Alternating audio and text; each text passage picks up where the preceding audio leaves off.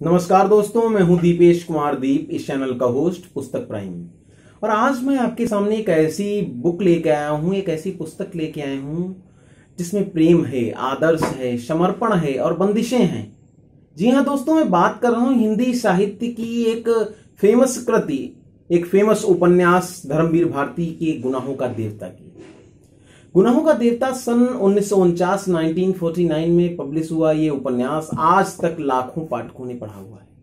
भारतवर्ष में इसके 200 से ज्यादा अन्य भाषाओं में संस्करण हो चुके हैं और ऐसा कभी नहीं होता है कि हिंदी का कोई पाठक हो और उससे ये उपन्यास अछूता रह जाए। इसकी कहानी इलाहाबाद जैसे शहर में बनी हुई है। धर्मवीर भारती जी ने जब ये लिखा था उसमें ब्रिटिश शासन में लिखा इसे और एक रोमांटिक शहर के तौर पे इलाहाबाद को दिखाया। पूरी की पूरी कहानी 3 मुख्य पात्रों में है, सुधा, चंदर और पम्मी। अंत में एक और पात्र आता है वैसे, विंती, और साथ में डॉक्टर शुक्ला, लेकिन ये जो 2 किरदार हैं वो एडिशनल हैं।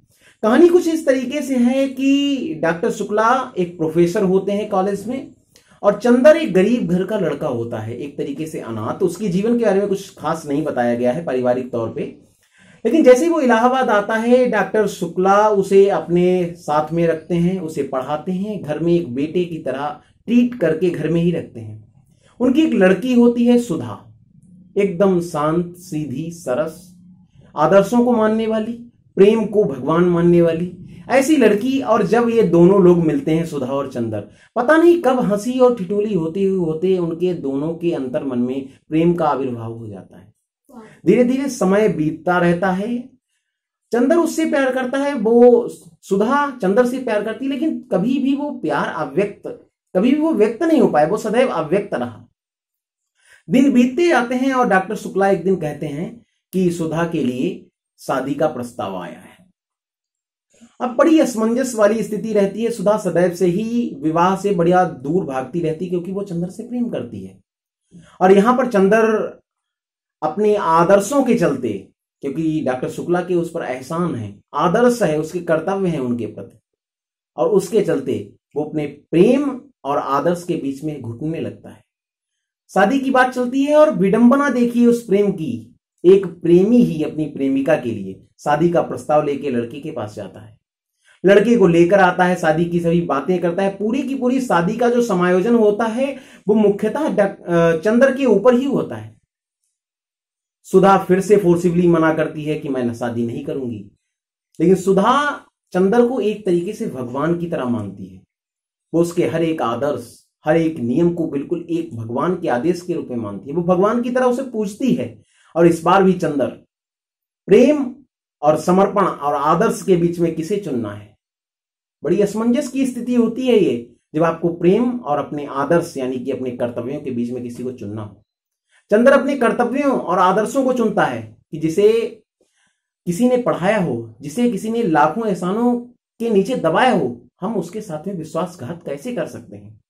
और यही उसे समझाता है, सुधा को यही समझाता है कि प्रेम 2 दिलों की बात है। किसी को पाना ही प्रेम नहीं है। प्रेम का मुख्य उद्देश्य उसके शरीर की हद तक नहीं है।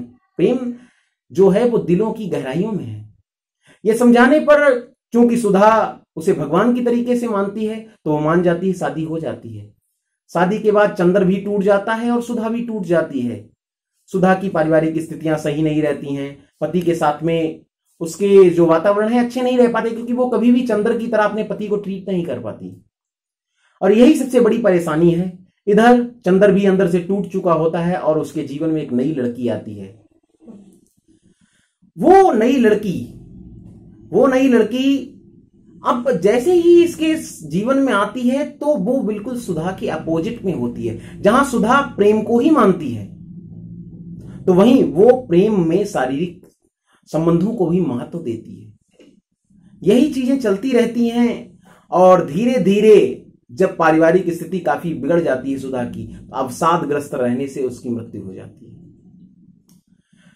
उसकी मृत्यु पर ही इस कहानी का अंत है। चंदर ने दोनों पक्ष देखे हैं प्रेम के, शारीरिक पक्ष और मानसिक पक्ष। उसकी मृत्यु पर्यंत एक नया किरदार आता है, विंती। वो उसके साथ में शादी करता है अंततः एक बात निकल के आती है। अगर आप देखेंगे, इस कहानी को पढ़ेंगे तो नैराश्यजन्य है इसका अंत, जैसा सभी प्रेम कहानियों का होता है। कोई विरली ही प्रेम कहानी होगी जिसमें दोनों किरदार मिल जाते हैं। जी दोस्तों, अगर आप इस बुक को पढ़ना चाहते हैं तो मैं राय दूंगा आप इसे जरूर पढ़ें, क्योंकि यदि आप चाहते हैं कि मैं प्रेम को समझूं, मैं प्रेम को जीऊं, तो आप जरूर पढ़िए। कभी आपके साथ में क्या हुआ है ऐसा कि आपको प्रेम और आदर्शों के बीच में असमंजस की स्थिति पैदा हुई हो कि मुझे किसे चुनना है, आदर्श या प्रेम को?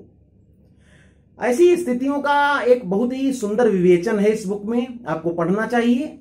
ऐसे ही जुड़े रहिए, हमारे चैनल से प्यार देते रहिए। चैनल को सब्सक्राइब कीजिए अगर आपने नहीं किया है, लाइक कीजिए और कमेंट में हमें बताइए कि आपको ये बुक कैसी लगी।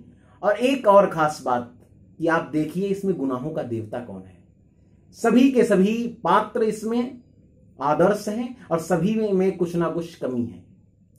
बहुत अच्छा आपको पढ़ के लगेगा। कुछ लोग कहते हैं कि चंद्र गुनाहों का देवता है, लेकिन वो भी असमंजस की स्थिति में रहता है। उसने अपना आदर्श निभाया, प्रेम निभाने की कोशिश की, नहीं निभा पाया, लेकिन प्रेम था उसके अंदर। तो आप किसको गुनाहों का देवता मानते हैं? हो सकता है आप गुनाहों का देवता मानते हो समय के कालचक्र को। कालचक्र को गुनाहों का देवता हो सकता है कि उनकी नियति ही कुछ ऐसी थी। बहुत बहुत धन्यवाद।